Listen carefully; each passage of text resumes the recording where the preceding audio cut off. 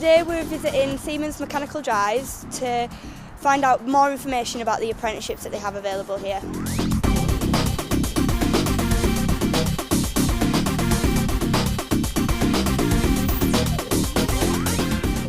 Hi Richard, you're the Production and Quality Manager here at Siemens Engineering. Can you tell us a bit more about Siemens Mechanical Drives and the customers that you have? Yeah, here at Siemens Mechanical Drives in Leeds, we supply and manufacture drive solutions, or industrial drive solutions rather, for our customers. These customers are in all types of industries, from cement to cement and aggregates, wind turbine gear units, rail gearboxes, anything really down from sort of an industrial stair lift in an old people's home. They've got our drives on, right through to a ball mill drive, which I don't expect you to know what one is, but basically it's the size of a sort of modern 3-bedroom detached house. That's the sort of size we do. Would you be able to tell me what made your division move from Bradford last year over to Leeds? Basically it was down to the fact that we'd outgrown the old facility, with 32,000 square feet at the old facility, and it was like literally an old sort of warehouse with a lot of steel work supporting the roof, and that gave quite large limitations for expansion. So we moved to the new facility, which is 49,000 square feet, giving us an increase of 30%. Could you tell me a bit more about the apprenticeship schemes that you have here at Siemens?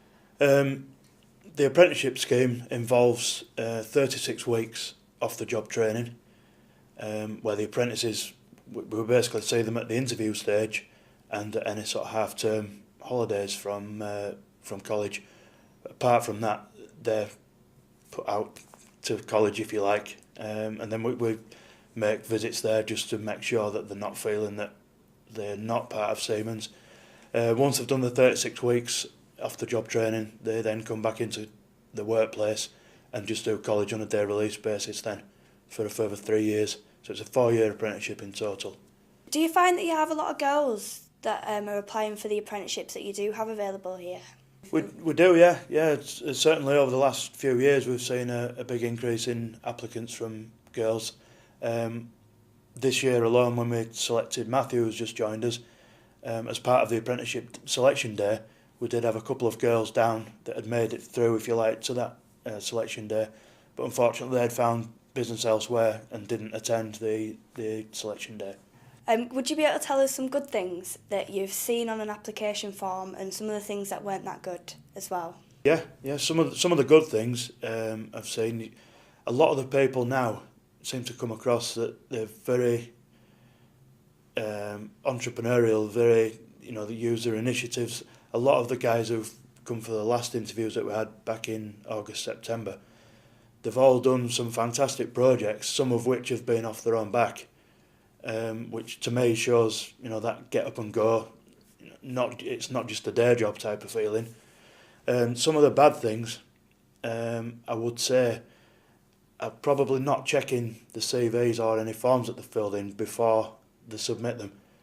Bad spelling, bad grammar, all the little things that should be right and are like the first impression.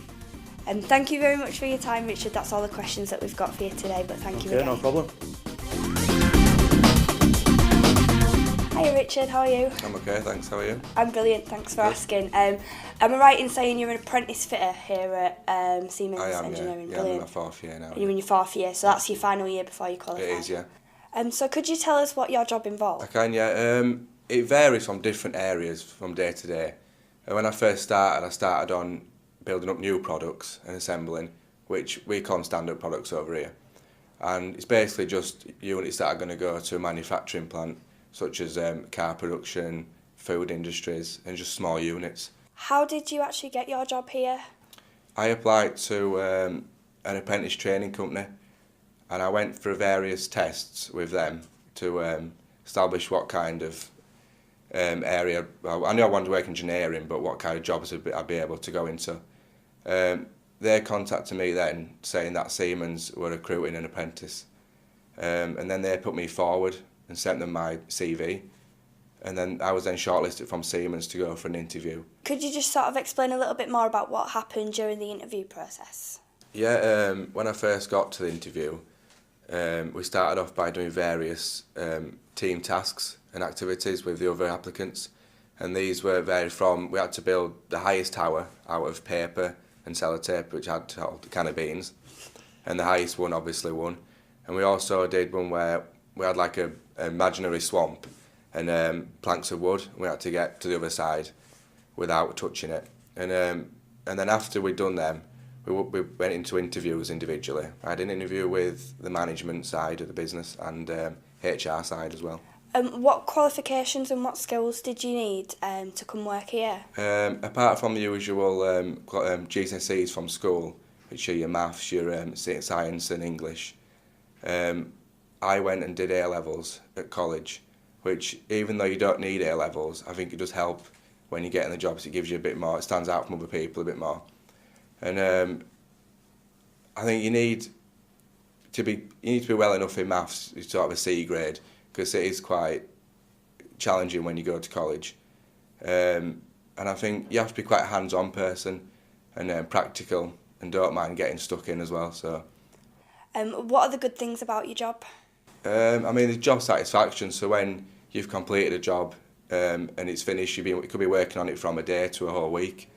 And when it's finished and it works and it goes out the door, you feel proud because you've finished that job and completed it yourself. What about the not so good things? Not really that many, but apart from sometimes going to be a bit messy and oily. But apart from that, there's not really any negatives to it. And what are your future ambitions? I would like to work towards being a field service engineer, which involves working out on site, working on wind turbines. To work towards that, it takes quite a while because you've got to have a really good product knowledge. Start off by working out with a service engineer at the moment, getting a bit of experience, and then in the future then I would like to be able to go out by myself and work as a field service engineer. Thank you very much for your time. We really do appreciate it, and good luck with everything that you do in the future. Thank you.